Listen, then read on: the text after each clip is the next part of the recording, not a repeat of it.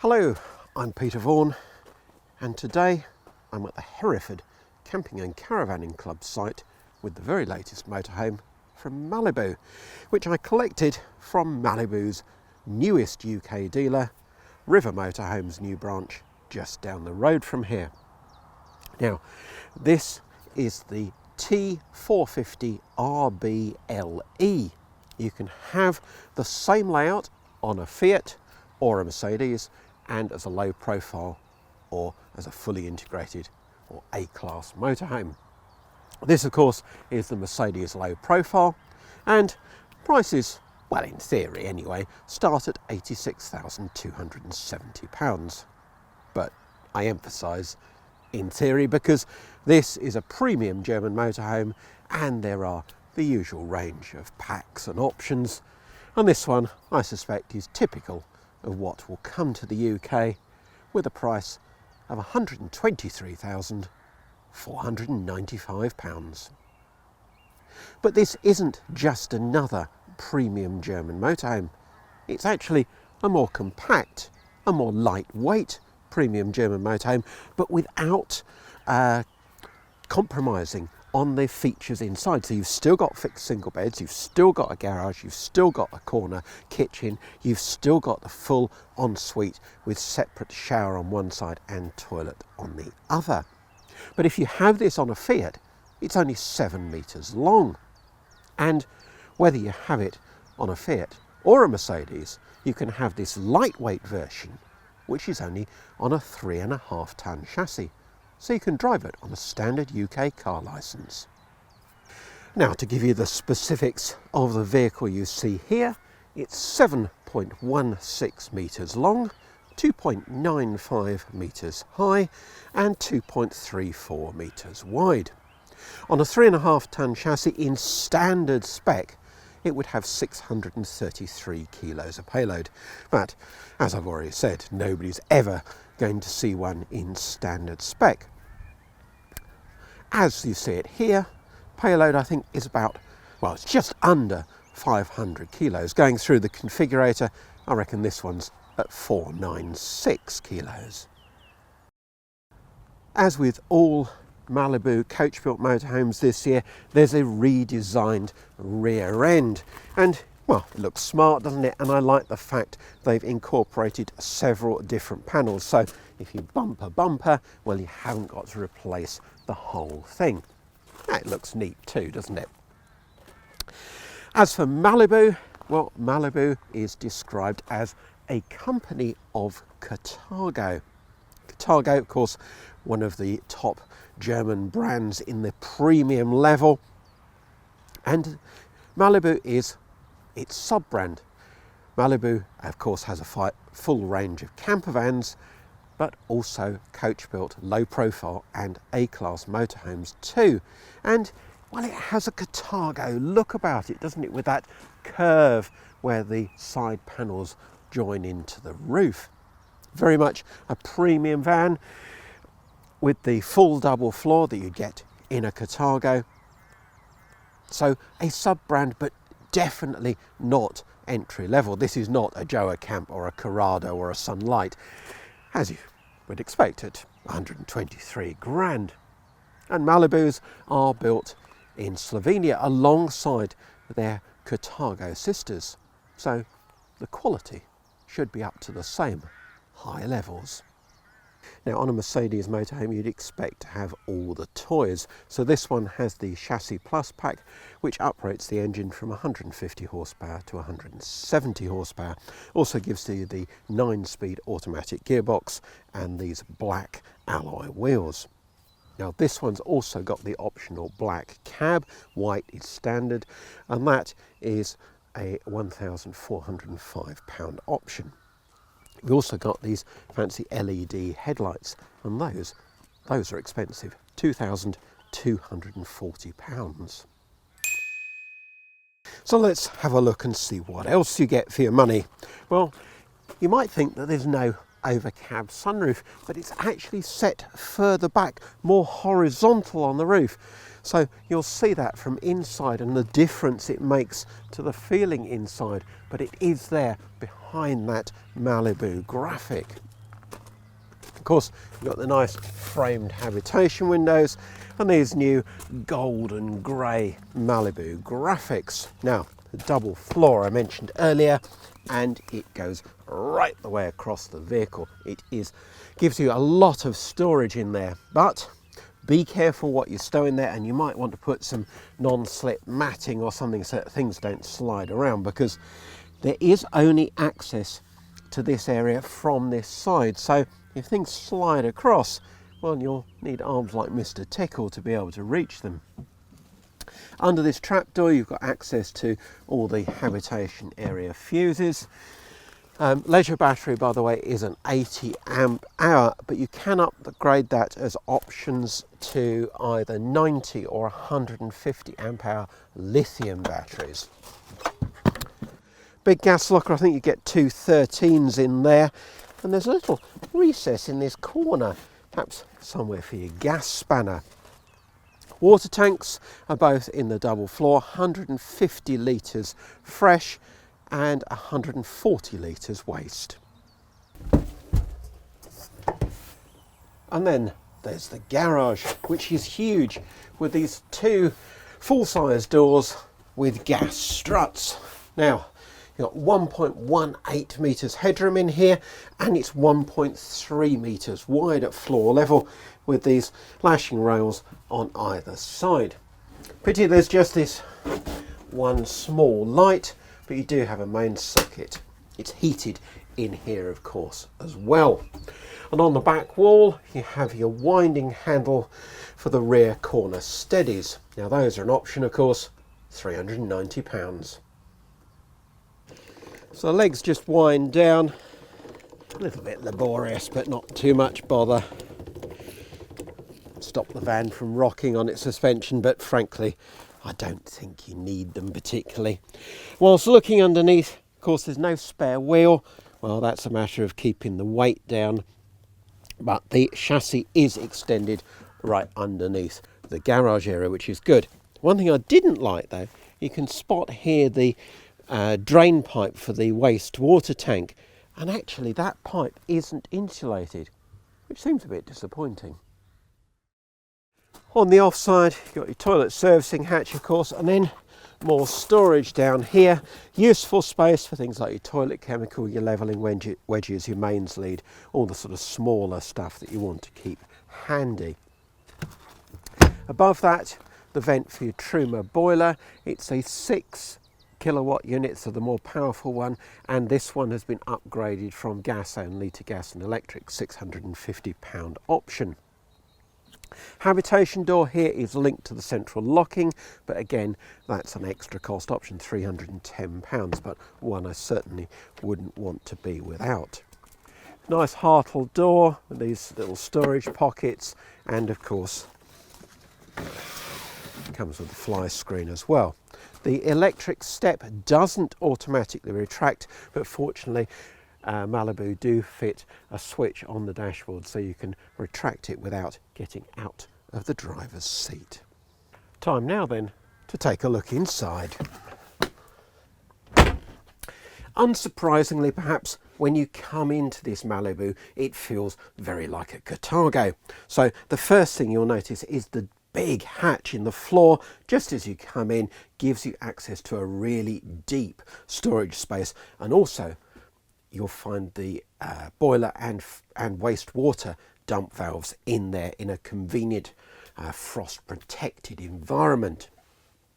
Now, one feature I always like to see in any motorhome is coat hooks, because it shows that a bit of practicality has gone into the design, a bit of thought. So here you've got coat hooks by the door, on the door, and to the rear of the door on the washroom wall. Now, going back to the double floor, that gives you a flat floor right through the vehicle, from the cab right back to the bedroom, no steps. And because of the design of this roof, that rather than sloping down more acutely, it's a flatter roof line, well, that gives you full standing room right into the cab.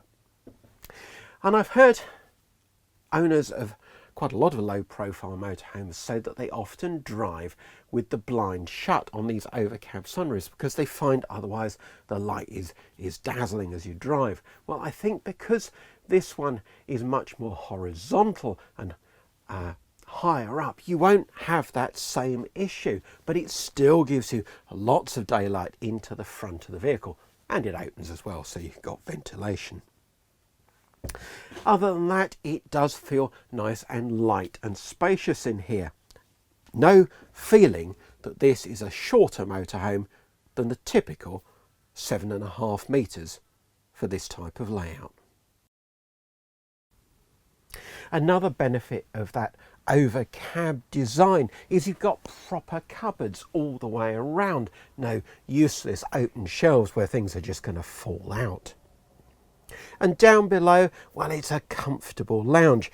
Okay, this driver's seat's swivel is slightly restricted by the steering wheel. It'd be better in left-hand drive form, I'm sure. But you can still get it round and put your feet up on this very petite side seat. In fact, that's probably the only area that you can see here where things have been squished a little. Certainly the size of the telly is not compromised. It's a 32-inch screen, although it does, of course, have to store on its side. The table's pretty big too. In fact, I wish it was a little smaller because, as tested, this is a 2-berth van. You can specify a drop-down electric double bed over the lounge area as an option, but if you want that, you'll have to be careful not to tick too many other options boxes to keep it within a 3.5-ton vehicle. You can also have a dinette bed, but that probably is not so appealing because you're rearranging cushions and so on. Back to the table, and it's the usual cargo thing. I've put your foot on a button on the floor and then you can do the usual twist and slide with it. But it's a comfortable space. Plenty of room for two and room to invite your friends in as well. There's no shortage of daylight in this vehicle because not only have you got the big overcab sunroof, you've got a wind-up hecky over the lounge as well. Deep window in the door, of course, too.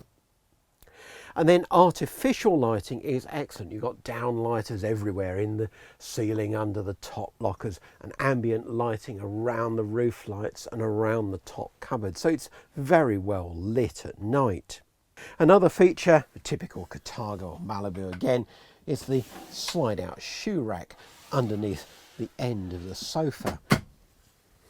And the sofa itself, where you've got this L-shape arrangement, it is firm, but it's very comfortable, very well shaped. It's got a bit of rake to the backrest. And one thing I really like is that the seat belts are neatly hidden away. So when you're not carrying rear passengers, they're not on show. Just pull down this Velcro strap, that Velcro pad though, and well, the seat belts are instantly available. But doesn't it look tidier like this? The upholstery, this one with this white piping, is one of a number of options. You can do other fabrics, half leather and full leather too. So if the lounge isn't compromised by the reduced length, well, is the kitchen, and no, it isn't. As long as you're not expecting a British style kitchen with a microwave and a full cooker, well, you've got everything here. The hob has 3 gas rings. The sink has a cover that becomes an extra shelf, and I always like this serving shelf in Carthago and Malibu motorhomes. Importantly though, you have got an oven, Thetford duplex oven and grill, and it's mounted here, not up in the sky. Underneath that is a deep drawer, and alongside that 2 bins. And then alongside that you've got 3 more large drawers. The top one for your cutlery and utensils. A large top locker Again, all these top lockers have these nice sprung hinges, and up here you have a slide out plinth for your Krupp's coffee machine. That, of course, is an optional extra.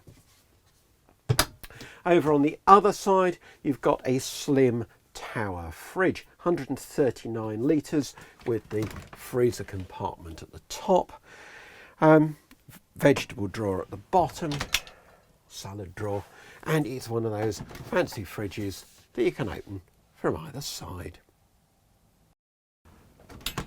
Often the way manufacturers squeeze this layout into something less than 7.5 metres is to compromise on the washroom and fit all the facilities in one space on one side of the vehicle. But that's not the case here. You've got your toilet room on the off side and a proper separate shower cubicle on the near side. And then the toilet door does the usual thing of closing off the back of the motorhome. Now you can order a wooden partition that slides across here and shuts off the bedroom too. As a 2-berth van, arguably that's not necessary. And of course it adds weight, so it's another thing, you'll have to consider how many of those boxes you tick if you want this to be a 3.5 ton motorhome. The toilet room is actually bigger than in a lot of longer motorhomes, and for once you can sensibly and comfortably use it with the door shut. You don't have to have it opened around to be the full width en suite. Plenty of shoulder room, plenty of leg room.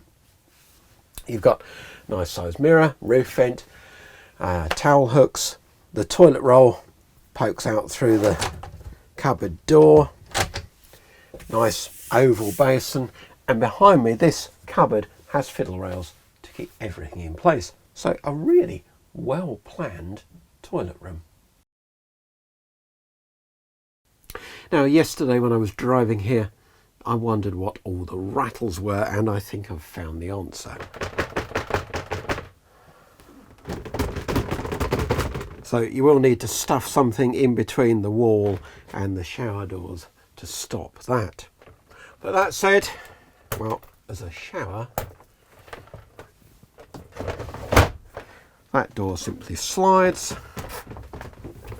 click to undo, that one slides, and then that one folds round. And now you've got a good sized shower. Yes, there is a step in the floor, so you will have to stand facing the wall, but you've got little recesses for your shower gel, your shampoo. The shower head goes up and down on a riser bar, or you can hand hold it, and above you've got a roof vent with a little drying rail in it. I have seen bigger showers, but I've also seen ones that are a lot more compromised than this. And now, when we come to the bedroom, these aren't beds for the vertically challenged. They are a good size. 2 steps takes you up to them, and you've still got headroom. In fact, headroom in the main part of the vehicle is up to 1.98 metres or 6'6". But back to the bedroom, and these are very, very comfortable beds. On the near side, 1.86 metres long or 6'1". Over on the off side, it's a longer bed, 1.95 metres or 6'5". Both of them are 82 centimetres wide. That's 2'8". Ventilation from above with the roof vent, and again really good lighting, including these swivelling reading lights. You've got USBs on either side and a main socket over there as well. But, well, I just caught my head there, and you'll think, he's going to say, you can't you can't sit up in bed. But you can, because both single beds have these ratchet systems. So just pull the head of the bed up, and now you can comfortably sit up to read or have breakfast or whatever. Very good. I was very pleased to note heater ducting all around the perimeter of the bedroom as well. That's another good feature. And then the wardrobes, well, the wardrobes under the end of single beds are often very shallow, but not here. Now you can get to them either from above or from the front, and they drop down into the double floor. So you've got a hanging height from the rail of over a metre. I think it's 1.04 metres. So really good size wardrobe. And then you've got similar on the other side as well. A couple of other things to mention before we go for a drive, and that's these trapdoors in the floor. One for servicing the water tanks, another one here with some storage, and that has the SOG vent for the toilet so that it's vented through the floor. And the other thing just wanted to mention was these lovely concave cupboards. I think that gives the vehicle a real feeling of style and also somehow makes it feel more spacious.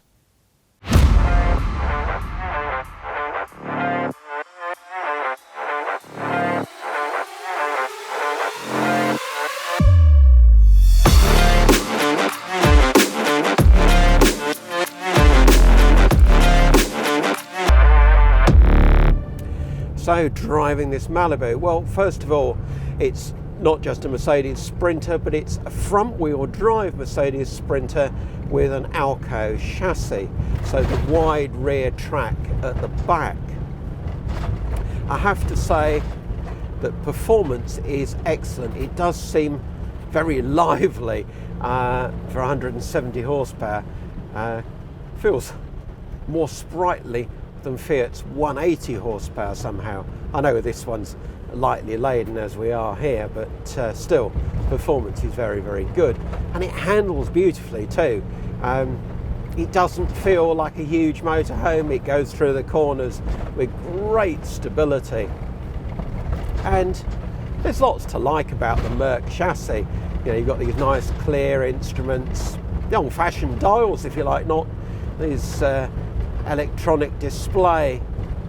You've got the MBUX display, that's 10.25 inch, and that does your radio, sat nav, your Bluetooth, your phone, and of course the reversing camera as well.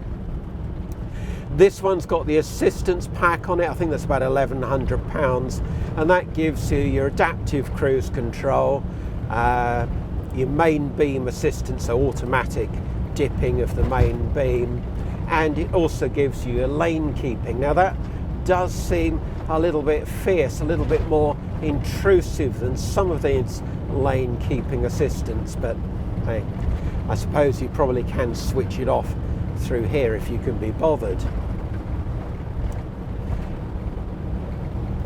The other thing to say is that, well, I have made a conscious effort to try and silence the rattles from the back of the vehicle, because those shower doors were going to rattle, the hob lid rattles, and I've taken the trays out of the oven, and that's done a lot to keep things quiet. It's still not perfect, but it is now much, much better. But the main thing to say really is that this does feel like a much more modern vehicle to drive, much more premium vehicle, as you'd expect, a much more premium vehicle than the Fiat Ducato. Find these seats very comfortable, and the twin lens door mirrors give you a good view aft. Before I sum up, I'd just like to thank you for supporting the channel, and please don't forget to like and subscribe. It really does help us to continue to bring you this content. And as for the Malibu T450 RBLE, well, it's a lighter, more compact Mercedes premium coach-built motorhome. And what does that matter? Well, being more compact helps to keep the weight down. It makes it more manoeuvrable. I think 7.16 metres in my book is better than 7.5 or 8 metres. It is at times when you take a wrong turn and you want to turn the thing round, it all helps. I'd rather have something a bit more compact. And the beauty of this van is it doesn't seem to lose out on the inside. Yes, that seat's narrow there over on the offside by the door, and you've got the slim tower fridge rather than a wide fridge. But I can't see that either of those issues matter. You've still got the proper ensuite across both sides of the vehicle. You've still got good sized single beds at the back. You've still got a huge garage, and you've still got a very comfortable lounge area with a huge telly. I mean, this does feel like a spacious premium motorhome. What don't I like? Well, I'd have liked a few less rattles on the road. But there's not a lot to dislike about this van. It could so easily have been just another expensive German motorhome.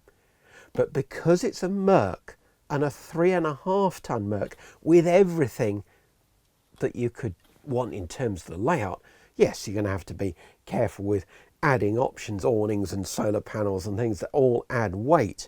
Don't go too balmy ticking the options from Malibu, or you won't have sufficient payload left.